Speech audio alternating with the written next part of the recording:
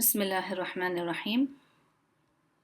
Vulnerable time for the Slotted Aloha protocol. In pure Aloha, we said because the frame could send anywhere, we said in pure Aloha we had to leave the time for 2 frames. If we want to send 1 frame, we leave aside the time for 2 frame slots to prevent a collision. But in Slotted Aloha, we don't have to worry about that. Why? Because now we know that if a frame wants to transmit, it can only transmit within a frame slot, right? Only within its own slot. It cannot start anywhere else. If it starts, it has to start here at the beginning.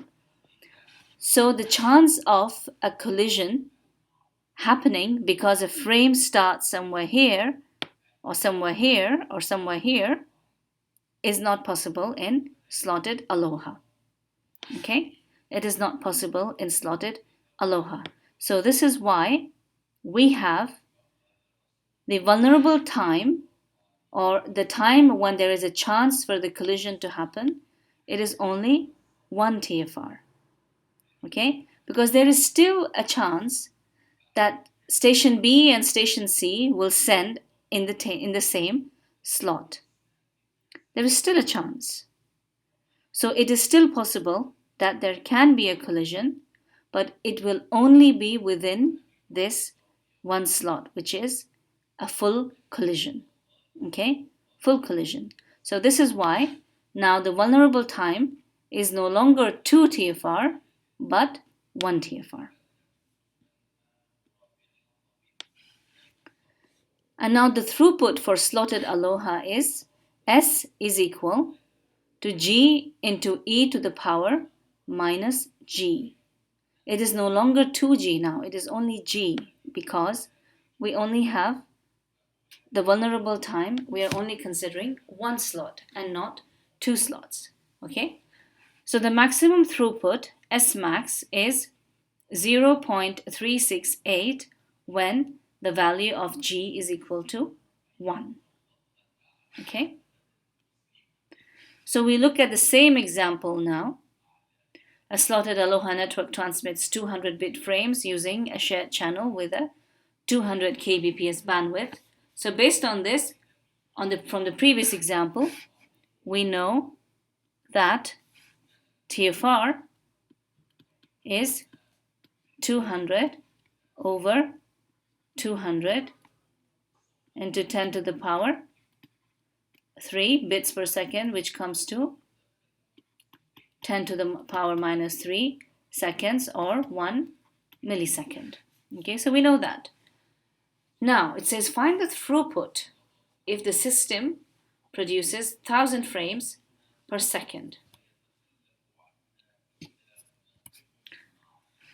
In this case, how many frames are we producing in 1 frame slot? In Slotted Aloha, it is 1. Okay, and not half like we did in Aloha. It's 1 now. Okay, so S will be G into e to the power minus G, but G is 1 and it comes to 0.368. When you multiply this with the number of frames that are being produced by the system or by all stations, which we say in this case is 1000. So when you multiply it with 0.368, you get the actual throughput. Okay? You get the actual throughput, which is you are only able to send 368 frames successfully. Similarly, you have G in the case of sending 500 frames. Okay? You still have G is half. Now, putting it in this equation, you get 0.303, which is coming up to 151.5 frames. For the case of 250 frames, G now is 1 by 4. Okay? So it's coming up to 0.195%. This means that the throughput is 49. Okay? Number of frames that are being produced by the system. But how many of these frames are actually successful? 49. So this is your throughput. The actual speed or the actual transmission that takes place is 49.